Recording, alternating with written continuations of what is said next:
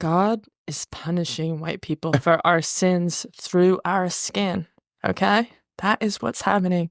So if you want to look good in your 40s and 50s, you have to take that shit serious.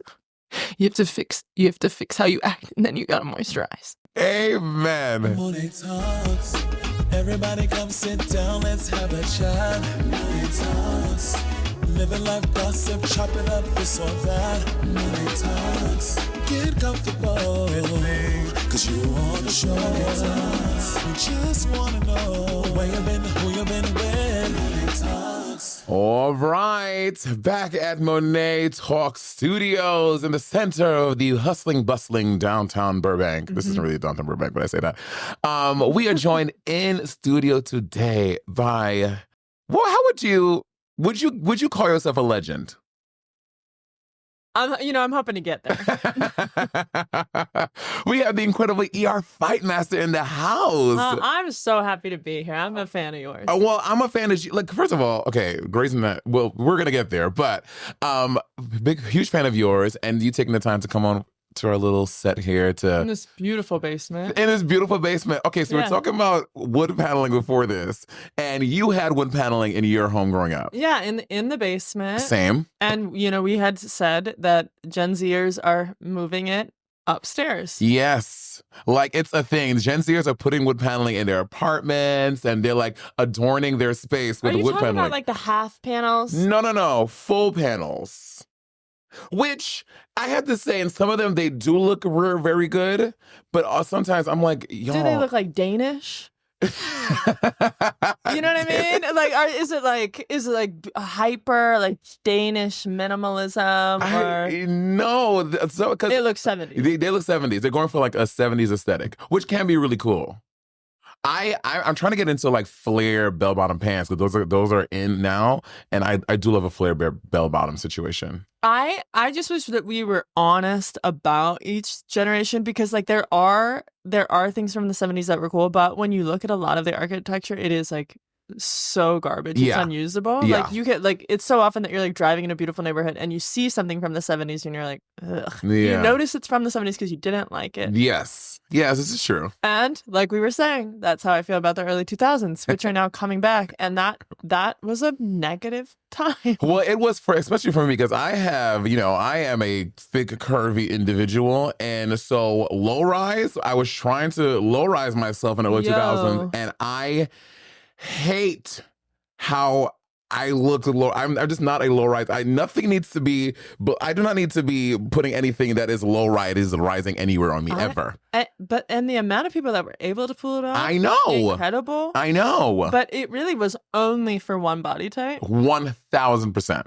And they are all like 5'4", and they blow away in the wind. And I'm like, I never was able to pull that off once. Really? No. Like you could pull off low rise. No, because that is like the widest point of my body. And so then when it does happen, because I think I'm so long, if everything goes there, it's like the worst kind of pair.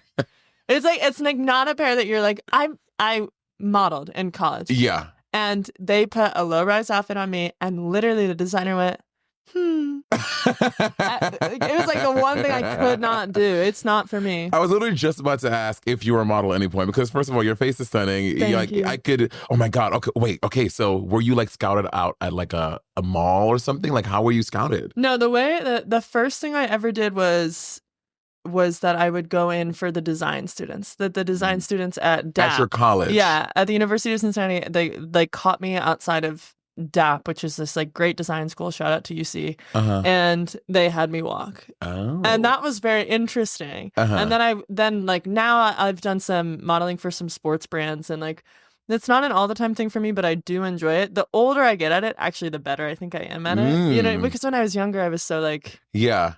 Well, okay, so did you do print modeling or like runway modeling as well? I did runway for those Oh my God, designs. I would love to see your I feel like your runway work is probably sickening. Now, I'm positive it's good. Oh, so back then you were on the fence. And in that little low-rise outfit, it was bad. You have to make the model feel good. Yeah, and the clothes, yeah. And one of the designers, the thing that she was trying out like, I can't explain it, but it was like seal material. Like it was almost like scuba gear, but like make it chic. And so it was just like the way that it was low rise. Yeah, it was, and also the material on top of it was too much. It came into every groove in the body. Oh God, I would hate that. Hate that. Okay, so you mentioned Cincinnati. I have to say, I'm very blessed to travel because of drag race, yada yada. I've been to pretty much almost every city in Ohio, and I'm gonna go on record and say Ohio is probably one of my least favorite places I've been. I was actually so worried that you're gonna be like, I love that. No, yeah, no, especially Cleveland. Cleveland, burn it off the map. Thank you. As a native Ohioan, you can say that because people would roast me if I said that. But Cleveland is not a great place. And I've tried to like it. I've done stand-up there. I've done drag shows there. And I love meeting the fans and the people. But when I have to like exist outside of the theater or whatever, I'm like, no. I don't think anyone inside of Ohio is fighting for like Ohio supremacy in any way at all. It's fully like, yeah, we were born here. And then they kind of gaze off. And I was kind of gagged that Fightmaster is like your real last name. I thought that was maybe like your stage name that you came up to this. Fightmaster is your birth name given to you from the heavens, from your family, or from God. Yeah, a real like redneck name. Work. Yeah. Fightmaster. Yeah, and we're only like in that part of the country, and then a few of us like came out west, but it's like really small. And so whenever someone is like, I know a Fightmaster, are you related? I'm like, you think I'm not fucking related to them? You think this is a Joneses situation? It's not a Smith, it's a Fightmaster. There's 5 of us. That's probably my mom. So your career is so vast. Like we talked about modeling, singing, acting, because it's acting, comedy, improv. Which one came first? What was the one you were like, oh, I want to do this thing. I think I have this gift in myself. I want to nurture this. And then you found like, what came first? I was always funny. And actually when high school ended, I was like, there are no careers for funny people, so I guess I'm gonna have to kill myself. Like I'm not kidding. I'm like, in Ohio, you've been there. Yeah. There is such a little there, at least when I was growing up, there was not a massive arts community. And so we just really, you didn't really hear, I didn't really know much about stand-up, and I didn't know anything about improv. I didn't know it existed. And so I went to college and I tried to figure it out. And then I took an improv class, like by chance.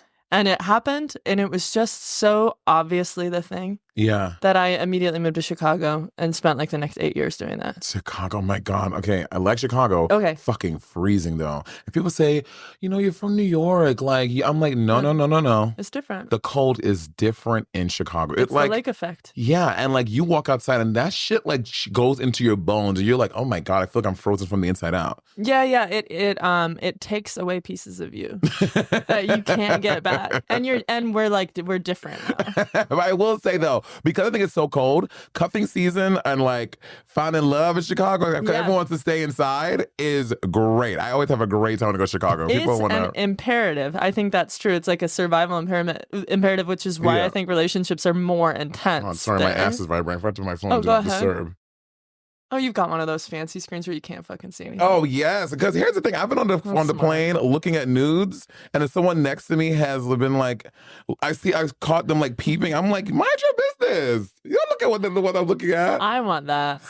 I want that just to scare my girlfriend. Do you think that would cause a little weirdness in your relationship?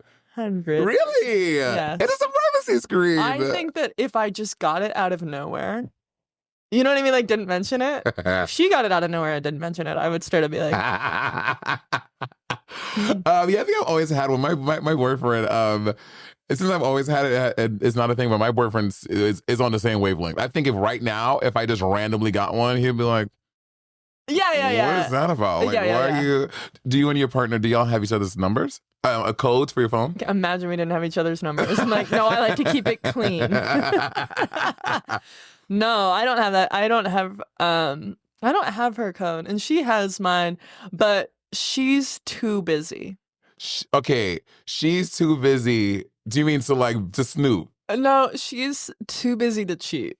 Got it. Like straight up, I know her. I get her daily schedule. Do you really? Yeah, from her assistant. It's like on our like basically like our family thread. It's like her assistant just sends it to me, so that if she doesn't answer the phone for like this period of time, I know like, oh, this is where she is. She's up here because she's working all the time. And I sent her one daily schedule once for myself because she was like, that would be so romantic to me if like you shared that too. And so I sent it to her, and she called me and was like, what are you up to today? And I fully went into a rage. I was like, bitch, I typed out that schedule. I'm team you. And you know who I didn't do that with? My fucking assistant. So you hang up and look. Yeah. Okay, so wow. That is a level of communication I need to Think about it as a business. It's like not even about communicating. It's like if we're both like basically, I know you understand what I mean. Are as in the arts or any creative field, you are constantly running your own business, and as many people as are helping you, it also is just more convoluted because then you're running this chat with them and this chat with them and this chat with them, and so I think not having to ask. Being able to look at a schedule and just be like, oh yeah, she's going to be busy from here to here. Mm-hmm. And then I can find the pockets in her day where I can be like, maybe I won't schedule something for right now so that we can have time. Cute. Yeah. I need that. My God, my brother's going to watch this. He's going to be like, you see? You're literally getting me into a fight right now. It's not for everyone.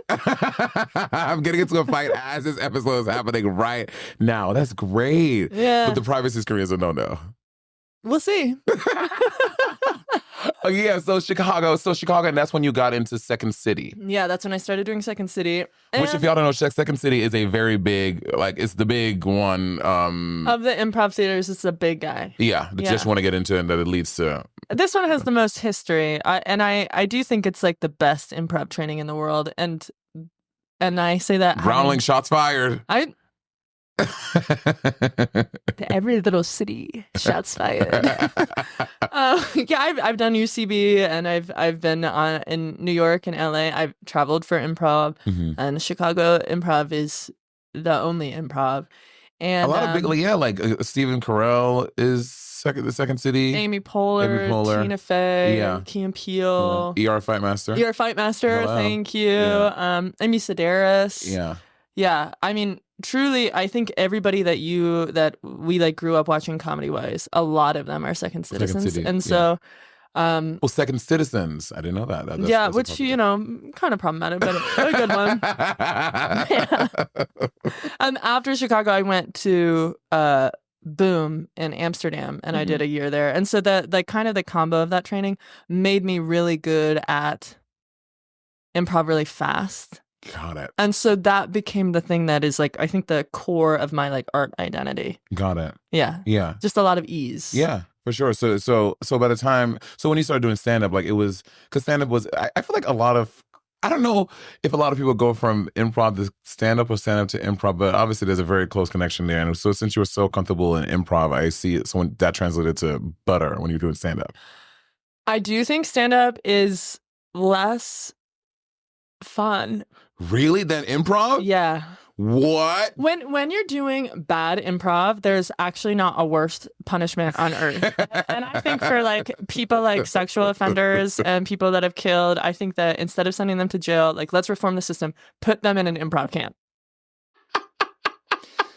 It's torture. It's hell on earth. And you're with a group of people. And so then when you're doing improv at a high level, it is actually like your brain is firing on all cylinders. I did a brain study with the university in San Francisco, and they studied our brains through an MRI machine as we improvised. And they did like some of the top improvisers in the world and then some of the top jazz players in the world. And they were studying our brains as we go.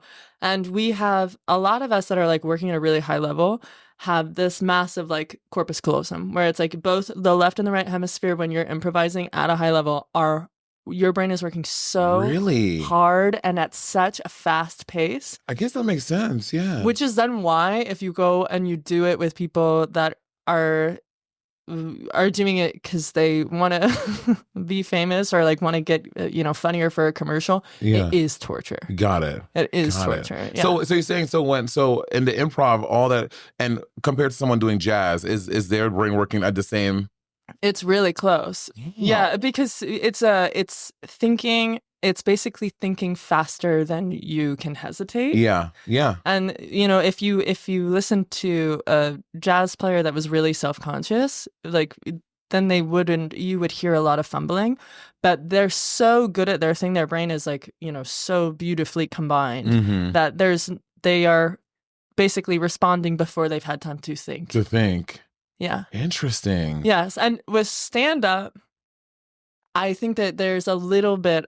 For me, there was a little bit of that magic missing, where I wanted to be with other people while our like brains were. Yeah, I see that, and also, and if you're not doing like crowd work or something where you're kind of improving your jokes on the moment, like when you go see a comedian do a stand-up set, it's kind of like a thing they've rehearsed and they've done it 12 million times, and that's impressive too. Yeah. To have like a real routine and be able to make it funny like that over and over again. Yeah, that's cool. Yeah, for sure. How did you get started? I got started so. I went to my undergrad for music education and opera performance. Oh, wow. Yeah. And then 2 years in, I dropped the opera performance degree because I was basically taking the same classes because my primary instrument was voice. So I was kind of doing all the things. And then so I graduated after that. And then I taught elementary school for like a year. And I was like, this is not for me. I cannot wake up at fucking 5 a.m. to these annoying fucking kids. And it was K through 5. It was just hard. So I stopped doing that. And then I sang professionally with the Portland Opera for 2 years. That's really cool. Yeah, with the Pogo program. And then I did that. And then I was home for a break. I needed some cash. Drag Race was popular.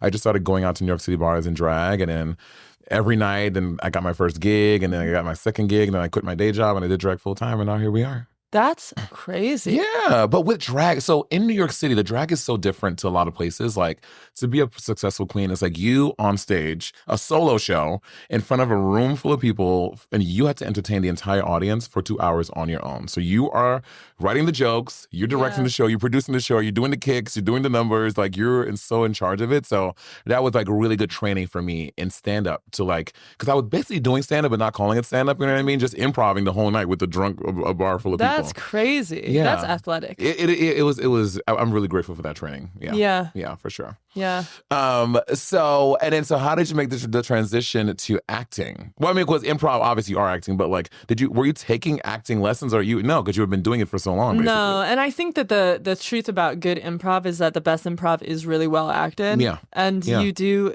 even more so than when I'm acting now. Like, I'm still looking for that to find that same feeling that I had in improv, but like, when you're acting a serious scene in improv or whatever, you're playing a fucking goon. Yeah. You're so truly embodied. And so I think then when I would go out to these auditions, I didn't need acting training because I'd already practiced being so embodied and really believing any truth that I had created for myself, including someone walking on to me and like, you are a fire hydrant. And I'm like, yes, I am. You know what I mean? So like, sides were going to be okay.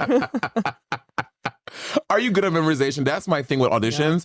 Yeah. My memory is shot. I've done a lot of edibles in my life. So weed fucked me up. Yeah, I think the weed, but I think it's just in my what would you call it? The corpus callosum. My corpus callosum is done. So memorization is so hard for me. The weed. Okay, so before the pandemic, I could memorize that shit fast. I was so good at it.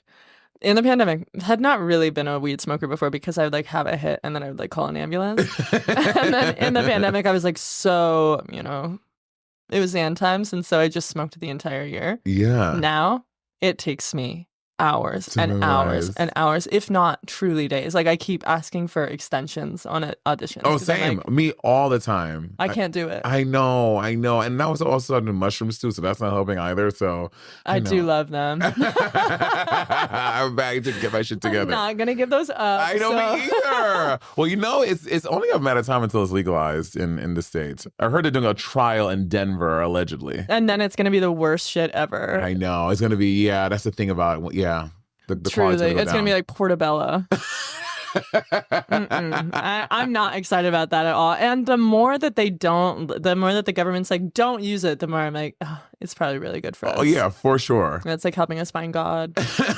So one thing you just said that I was thinking about it. I was like, because like you say, like how you know you have to be really great to make really good improv. Like, why aren't there more like, besides the big four or big three, why aren't there more like improv being like a viable thing? Like, there are so many stand-up comedians who do stand-up and they do like, why don't we see more improv like that people going out and do these improv shows and like at venues and stuff like that? Because it's location specific. It actually is like, you know, you've done drag in all of these like bars, so you know how some bars are better than other bars, and then doing it on Drag Race is probably a completely different experience. 100%, yeah. And then when you watch Drag Race on TV, everything is catered to the drag, so then it's even more beautiful. You're seeing it at the absolute height. Yeah. And improv at a bar while people are trying to watch football behind you is once again, it's God's punishment. Yeah. It's like God's not punishing us with the hurricanes. It's that. That makes sense. So it's a hard thing you have to find people. It's not just about people wanting to do improv in a city. It's about having an arts community that wants to come see improv. And Chicago has the culture where people are like, you know, they have the legacy where people want to come see the next Steve Carell. And in LA, we have a little bit of that, but I still think that we wanted to see the next Steve Carell in Chicago because we wanted to see the next great comedian. And LA, I think there's still a proximity to fame that we're like, maybe if I go to this improv show, I'll have proximity to fame. Maybe if I improvise here, I'll have proximity to fame. And so as much as I love improvising in LA, it is a different beast out here. Got it. Yeah, I went to go see a show at Growlings. It was good, but there were, when we in the little break in the thing, I heard people saying like, "Oh my God, I heard that he's gonna blah blah blah." Like, and I was like, "Girl." And they weren't doing that in Chicago. They were sort of like, "He's gonna get main stage." Got it. Like the best thing in Chicago was to be a Chicago improviser. Got it. And everyone was bragging about how many shows they were doing, how many reps they were getting, and which classes they got to take and which workshops. So you just had this like uber culture of nerds, horny nerds, that were doing like 7 to 10 shows a week all the time, just trying to pick up slots here. And even a lot of the bad Chicago improvisers, I'd rather play with because I think that they know the rules of the art. Mm-hmm. And I Gotcha. think that's harder to find. Gotcha. And then so you're doing your thing. And when you auditioned for Grace, did you go into audition knowing that the character was non-binary, or this was a decision that when you were cast, they're like, this is important to me, that this has to be how this character story is told? I wish I could say it was the second one, but it was the first one. Got it. Yeah, they had written this character. I think they really wanted to bring this representation to TV. Mm-hmm. And yeah, I knew right away that I'd gotten it, which we do in these auditions. It's not always like that. Yeah, like, for sure. It really is not. And this one, it was like less than 12 hours that they'd called me back. Like I slept and I woke up to an email, and it was fucking awesome. Yes. And I think part of it was that I had just told a friend, like, I think I'm going to focus on music. And then I did this audition and I was like, this is my last one for a while. That is literally the story of I forget the actress's name. Alexis from Schitt's Creek. Cool. Yeah, she was saying like that was her, like she was like, she told her friends, and all her friends like they've corroborated this. She was like, y'all, I'm done. She had done so many auditions. Yeah. She hadn't gotten anything, and she was like, this is my last one. I'm just send this tape in. Let's see what happens. And then Alexis from Schitt's Creek is birth, and is so good. I watch that show literally still all the time. I just watch it. It's a great show. Oh my God. Yeah. So so just in case y'all don't know, ER was the first ever non-binary doctor, which Grace has been how many seasons now? They're at like 20. Roughly 15,000. Literally. And I mean, it is 21. 21. And I guess I can't be upset that it took that long to get a non-binary doctor, but like, and kudos to them for doing that, because I don't know if there's been a whole lot of clear non-binary representation in TV. No, I think the thing that was also special about the role is that this was one of, like, I think we had then created one of the first non-binary characters ever on TV. It was like, wow. It was like for network TV, I think we were like one of 3. Wow. And so it was a big I didn't realize how big of a deal it was going to be. Yeah. Because I don't know. I didn't realize how big Grace was still. And I guess I should have. I didn't realize that everyone watches it. It is, everyone watches it. Everyone. It's crazy. Yeah. Well, I mean, that's why they have so many seasons. I can't believe it. And there's nowhere I go that people are like, Grace. Like literally, my best. What are the producers of the show? Jay watches it. My assistant. Everyone is always watching Grey's Anatomy. They love it. Yeah. I mean, it's cool. I know that it's become like a real tradition for families. And so the cool thing about then being able to be the first non-binary person is that we have like 11 million viewers on a good night. That's I know, which is absolutely crazy. And we are one of the most syndicated shows, or one of the most shown shows all over the world, right? Gag. And this was the first time a lot of people, millions and millions and millions of people, heard that term. So it's, I always try to be clear that it's not ever that you're doing the first thing. It's that so many people have paved the way before you to make it possible for you to then become the representation. And I just happened to be the one in our community that like got the biggest platform possible, which was Grey's Anatomy. Huge. And I think because I'm a queer person, I identify non-binary, I guess I just don't realize, to your point, like, yes, like I'm desensitized to it, but now 11 million people on a Thursday night, I think it is. Yes.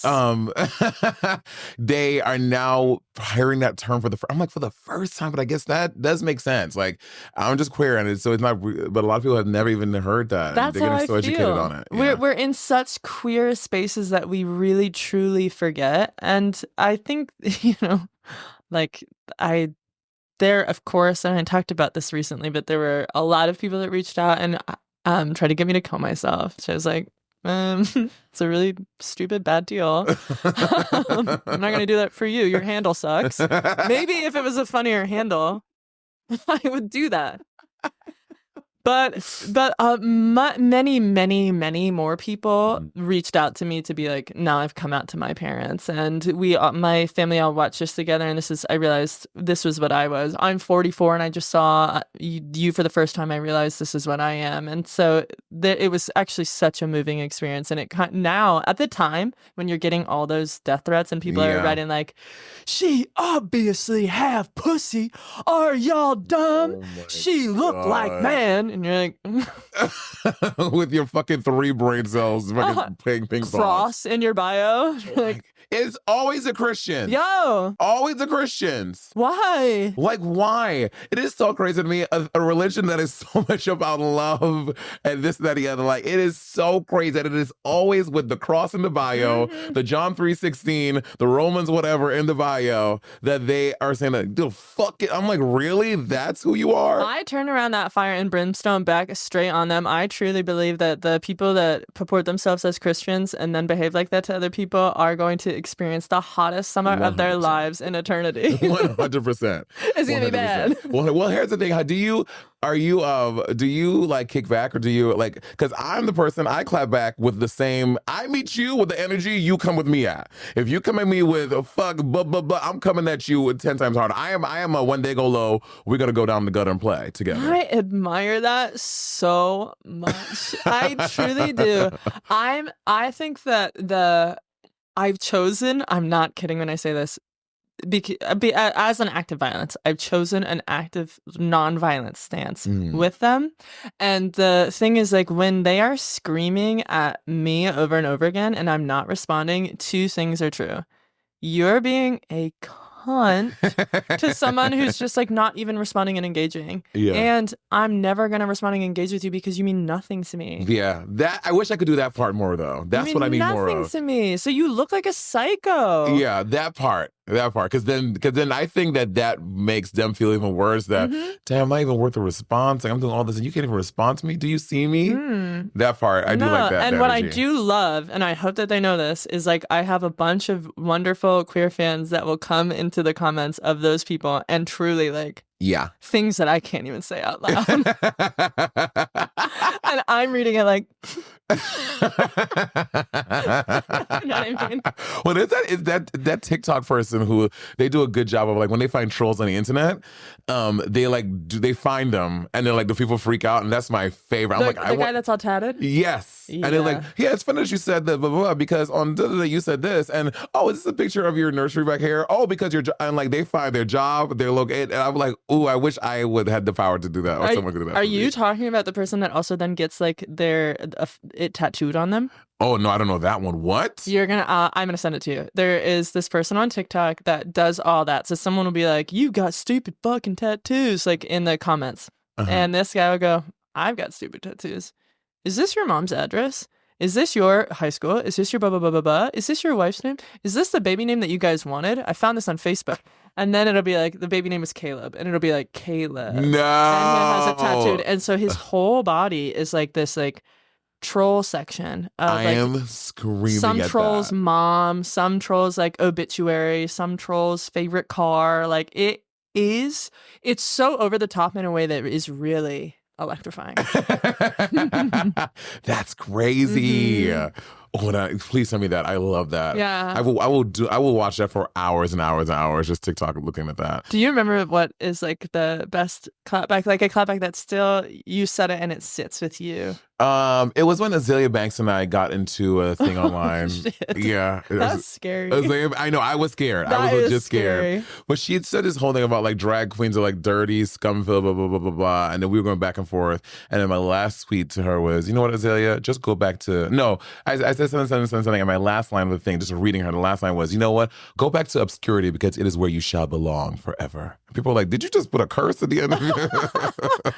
Oh, my stomach dropped. Like really thinking about y'all going head to head. I know. I don't feel safe. It was a moment. It was a time. Yeah. You have these three plants on the show. Janice, Tina, and Ringo. Mm-hmm. Are these your music? Like, did you name these, or was this just part of the plants? Show? Yeah. What happened was that when I came on the show, the character was asked to be very serious. Okay. Like very kind of like, neuroatypical in a sense, like just really focused on the work.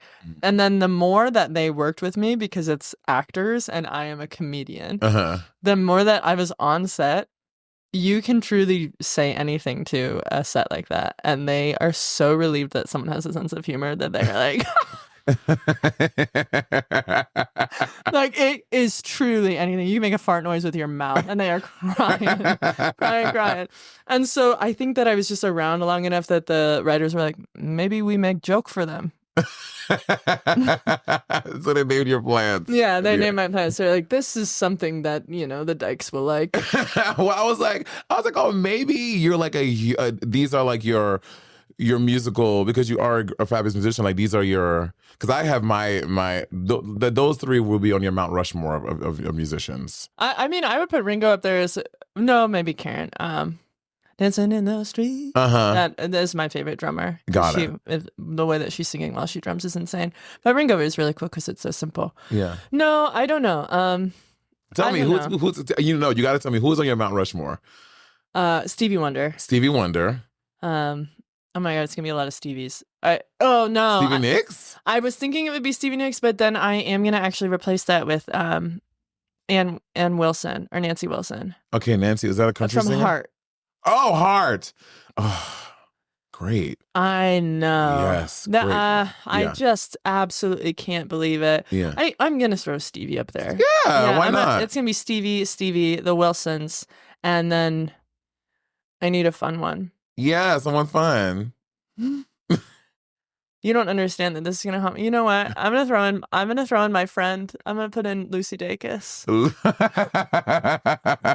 gonna throw in Luce. I'm gonna throw in Lucy because I think it's like she's just one of those writers that I'm like, oh my God, when we are old, people are going to be sitting by her like fireside specials the same way that we go to see Joni Mitchell still play. Got it. And so I'm going to preemptively add her to my Rushmore.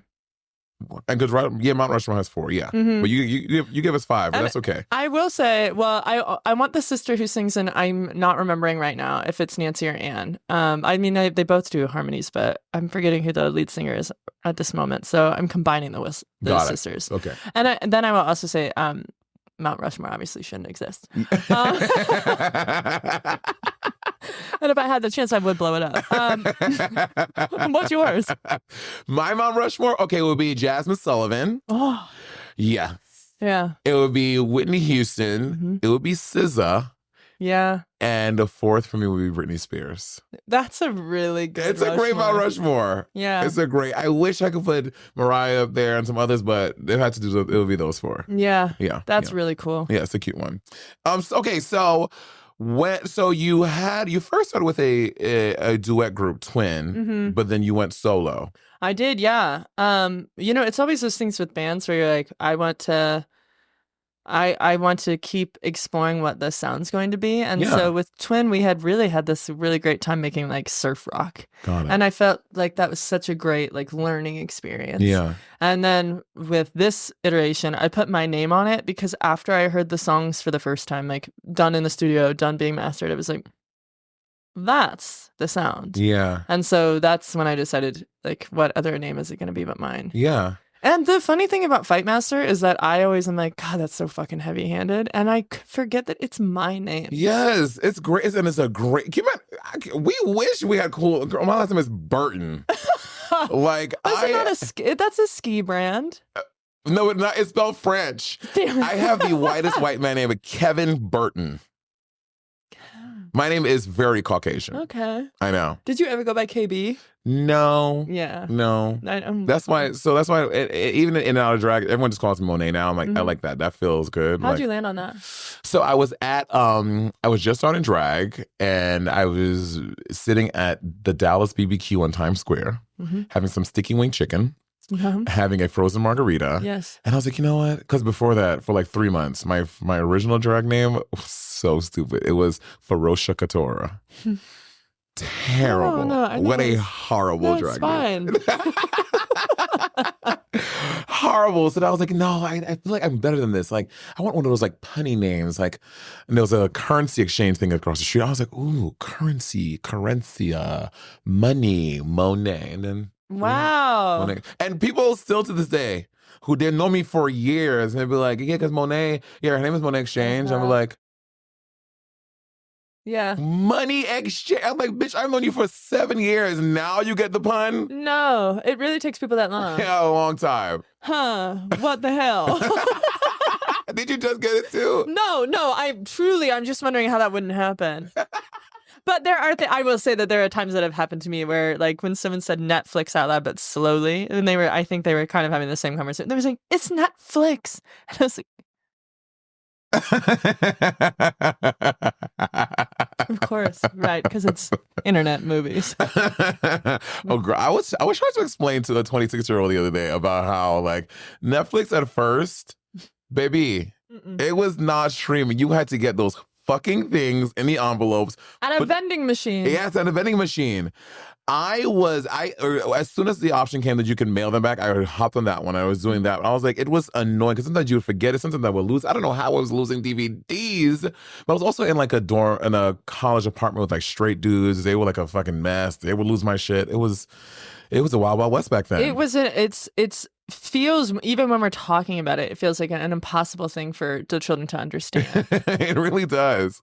We could understand it. I was doing it. No, it was confusing. Yeah, it was really confusing. It just felt like a Blockbuster vending machine. And then when they're going to switch the whole thing online, I remember being like, the fuck they are. Yeah, I was like, no way. How are you going to put a vending machine online? Online. Yeah.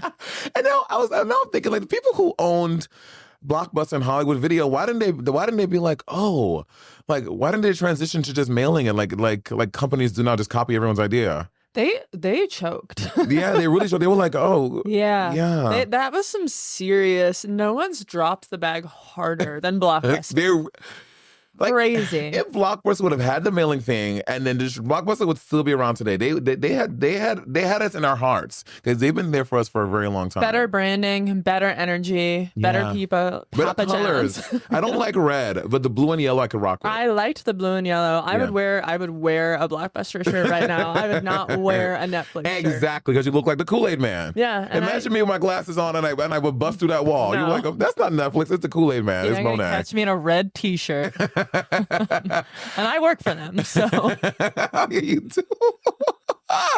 So your first project, Violence, is such a heavy name. Thank you. It's very aggressive. Yeah. But you wanted to talk about like the violence of court. Like, can you explain the title of Violence more? Because I was like, Violence by Fightmaster is you coming out swinging. Yeah, I'm hurting people. You know what? I think the reason that I have a name like Violence is because I've been spending all of this time over like the last few years trying to figure out how to best like maintain a healthy brain and a healthy community in a world that is like truly being destroyed by extractivist, like colonial white supremacist policies. And the way that they are holding us down is by violence. Yeah. And then they've done this incredible PR thing where they have separated us from violence. And they've said, like, look at this beautiful nonviolent movement. That's the only way that you guys ever got power. It's through the marches. Yeah. And they point to all these, Gandhi. Yeah. You know, they point to all these things that require no violence at all. And then actually, when you look at a lot of the things that have created change, it is people blowing up pipelines. Yeah. You know, 100%. it actually like politicians were talking a lot more about riots than they were talking about marches. And the marches, like, of course we have the BLM movement, but we had been marching with the BLM movement in 2012. Like that movement had started, and then not until there was this mass wave of violence did we actually get any type of like real attention. And so it's talking about the word violence in a way that I hope makes it, even the word itself, when you say violence, people are like, yeah. And they don't want to be associated with it. So if you can make it horny, if you can make it interesting, if you can talk about how just being inside of a system that's meant to kill you and surviving inside of it is violence, loving inside of a system that's trying to kill you is violence, then I hope people will get more comfortable with the idea. First of all, can I just say,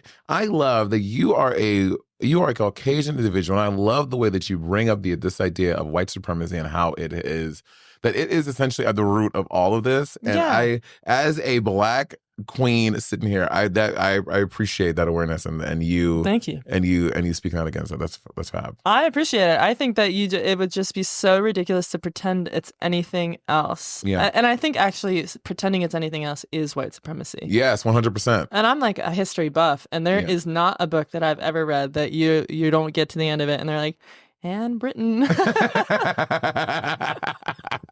So when you're in the studio crafting times with us, like I've had a lot of musicians on here, I'm always interested in your process. Like, do you start with the track, or you like, I have this idea I want to do, or like how do you write? I rarely ever go into the studio with a raw idea because I do think that most people in music spaces, a lot of music spaces are male. And men have a harder time listening to what you're saying if they're thinking about all the things that they might want to do. Yeah. So I write all my songs in private, and then I write all the parts for them. I write the bass, I write every guitar lick, Really? I write everything. Yes. And then I go into the studio and I'll say, this is what I'm hearing on the drums. Can you lay this down for me? And then once the bones of the song look exactly the way I like it, once it's been composed by me, then I'll go, I would love to hear your idea now. Wow. Because that's when you're like, okay, my idea is safe and now you can make it better. But I don't want to be constantly like, I love that idea. Maybe let's start with like, because I will spend a lot more time apologizing for not liking someone's idea. It's better to go in there and command your space. God, ooh, there's so much power in that. Like, oh, I love that. That's such an interesting. But you have the talent to write all these parts. Like, when did you fucking do music? When did you learn how to play instruments? I've been playing music the whole time. I'm playing piano since I was 6. Work. But Suzuki? No, not Suzuki. No, I mean truly ear Zuki. Like I had an elderly woman, shout out Nancy, who was trying to teach me piano forever and was like trying to get me to read music, and I was like, I think I got it. Just play it again, and then I'd play it. And because I just absolutely refused. The sheet music was not making sense to me, but the rest of it does. Wow. So I've got no formal training in that way, and it's all been fine. Wow. We're all getting there. I don't think that I'm exceptional at an instrument in the way that the people that have formal training are, but I think I have a lot more fun, and I think outside the box quite often with a lot more instruments because I don't have formal training on one. Wow. Let me tell you something. As someone who in college had to take 4 semesters of piano, and as a kid I did 2 years as a kid, I bet you are a million times more proficient than I will ever be. How was it? What was it like playing in college? In college, like I was kind of dusting off a few of the things I like did from those 2 years. My mom like made me do it, but like it was still like enough to like.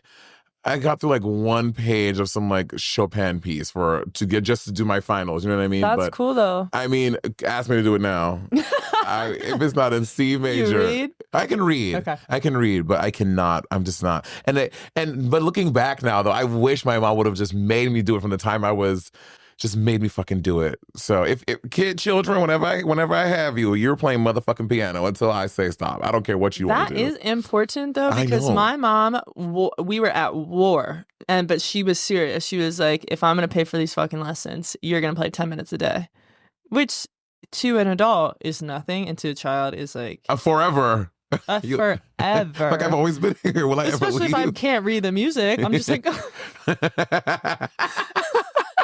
But I appreciate her doing it because even after I stopped taking lessons, I do have this daily urge to touch an instrument. Yeah. And I do believe that that's because of the terrible abuse. And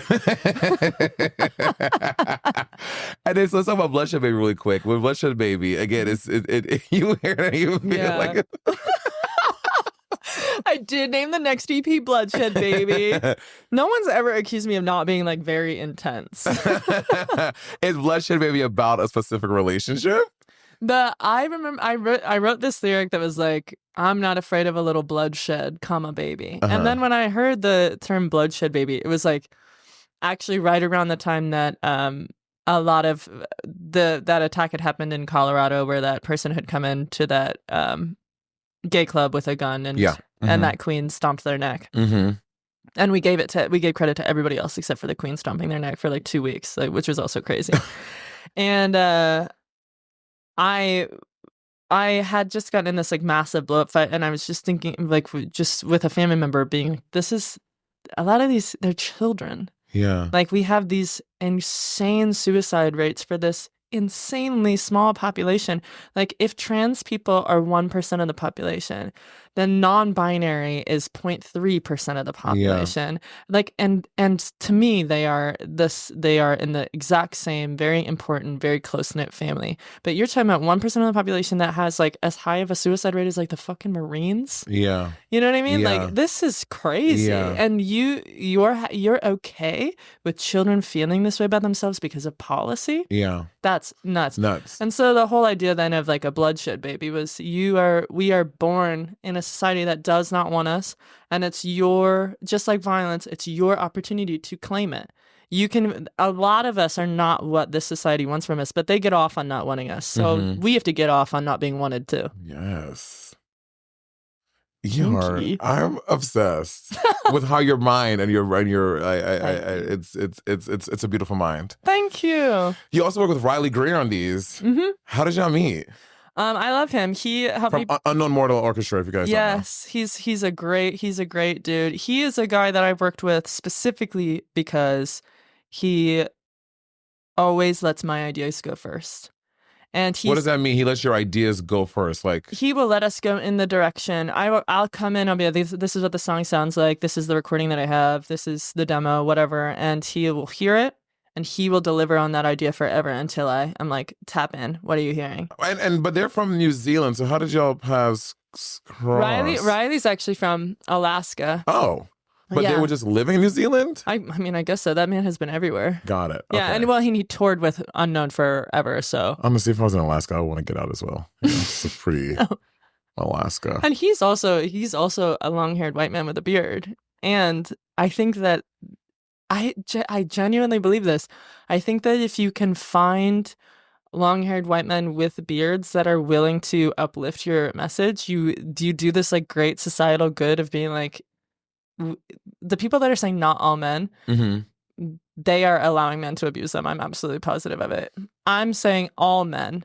And this is my guy Riley. He's on board. I'm bringing him into queer spaces. And after we went on tour, and this is for all the guys in my band.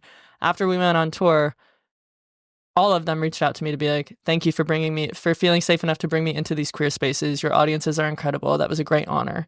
And I felt like I was like sending my sons out into the world better. You know what I mean? Like had done the job of Yeah. And also not taking for granted that they're in these queer spaces, but like taking time to like, I appreciate that because, I think that is acknowledging that I should not be in this space, but you're trusting me to be in this space. So thank you for like allowing me and trusting me to be here. I love that. Yes. And that is the energy that you should fucking have. Yes. Yeah. All the time. Well, and I write for Survival of the Thickest, which is a great show. I was on season 2.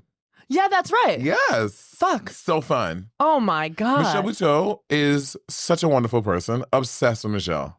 She's beautiful and kind and smart and funny. Like out of this world. Yeah. Gag.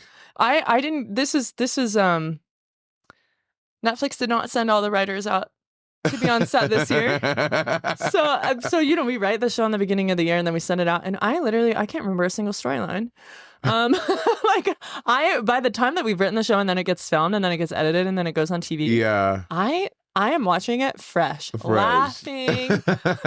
so good. But that's an almost all Black room. Yeah. And that is a space that I get to feel like Riley must feel in where I'm like, thank you for having me. Thank you for having me because it is so much fun and I do feel like I get to be like in service in my like little particular way and those Black women fixed my skincare.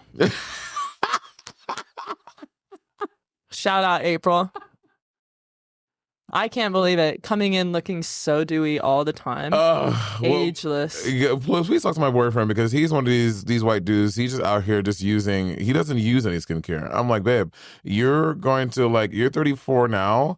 Time's going to come where you're just going to it's going to turn and you're going to gag. They don't get it. They don't. They don't get it that if you don't do skincare seriously in your 30s, sad singing and flower bringing, honey. God is punishing white people for our sins through our skin. Okay? That is what's happening. So if you want to look good in your 40s and 50s, you have to take that shit serious. You have to fix how you act, and then you gotta moisturize. Amen. And on that note, ER, thank you so much for being here. This was such a dope, vibey, fierce conversation. I am obsessed. I had a great time. Thank you so much for having me and for letting me make that really important PSA, which is why I'm here. And thank you all for tuning in again for Monét Talks. Listen, if you are not liking, commenting, subscribing, sharing this video, what are you doing? You should be like, you're a loser. Do it right now, or else we're not ending the stream. Mm-mm. Thank you. I'll see y'all next time on the couch. Have a good one. Monét Talks.